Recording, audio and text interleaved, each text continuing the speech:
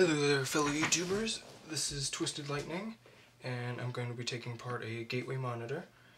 It's model number LP2207.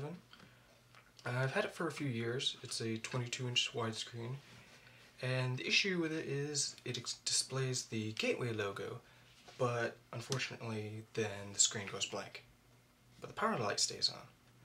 So I read online that there could be a capacitor problem, could be an inverter problem, and I was like, okay, I could probably do that. I have a little bit of knowledge in electronics, but in order to do that, you have to take off the front face, and that's probably the hardest part. So I've taken the liberty of unscrewing a lot of things, and that way we can both save a little bit of time. And I'll show you the most important things that I've learned so far while taking this thing off. So the first thing is you need to acquire a few materials. The first is something to pry off this cover with. The second is a screwdriver to undo screws, or also as a pop-off tool. And then a little magnet. You want to keep it away from your monitor though. I'll show you where this plays in a minute. And you don't need to worry about pizza, because that's just to hopefully keep the camera focused. So anyway, let's get started. So we've got the monitor. The very first thing that you have to do is to undo the screws. They have screws right here, a whole bunch of them. And where I found them was from these 4 holes, and also from the holes down below. So right there, and right there. These 2 are for speaker bars, if you choose to have them, or chose to have them. I don't.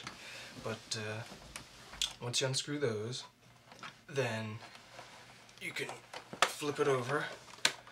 I found it helpful to either have it flat like this, or standing up as I pop the edges.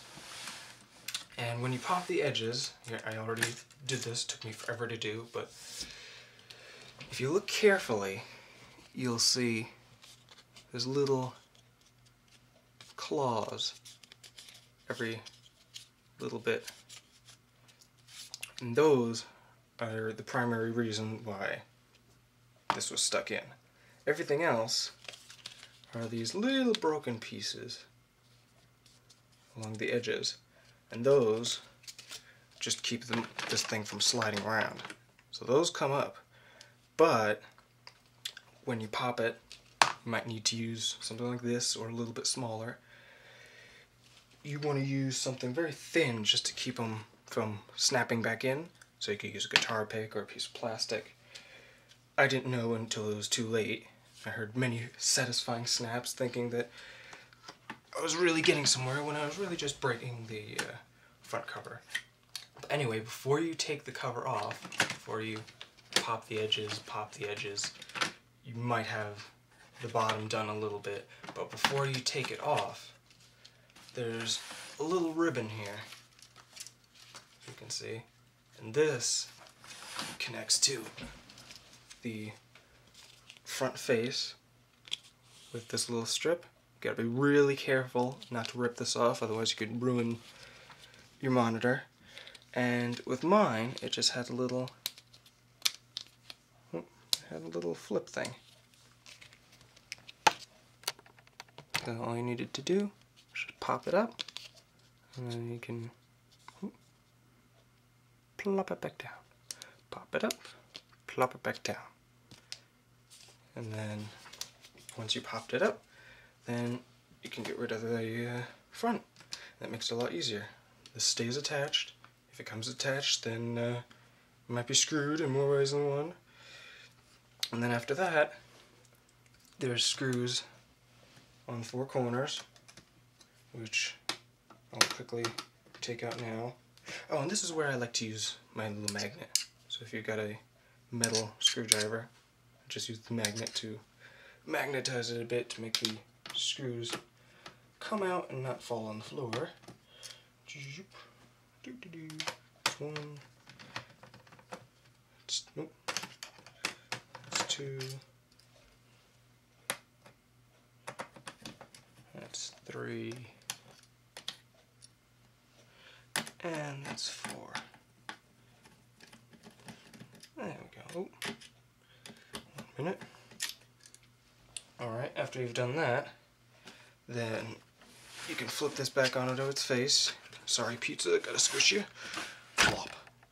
And then you can pretty easily take this off. What I found helpful was to, you see where these two USB ports are? To just slightly pull the edge away from those so it comes off a little bit easier and you don't end up ripping your USB ports off. And then, yes, delicious. Got a nice back cover plopped all off. And now, we've got a lot of fancy gadgetry. A lot of stuff that says don't touch. Touch. Now I'm gonna die. I'm just kidding. Alright, anyways, now from here you can figure out what to do otherwise, and I'll be uploading another video which describes what's wrong and what to look for in your monitor.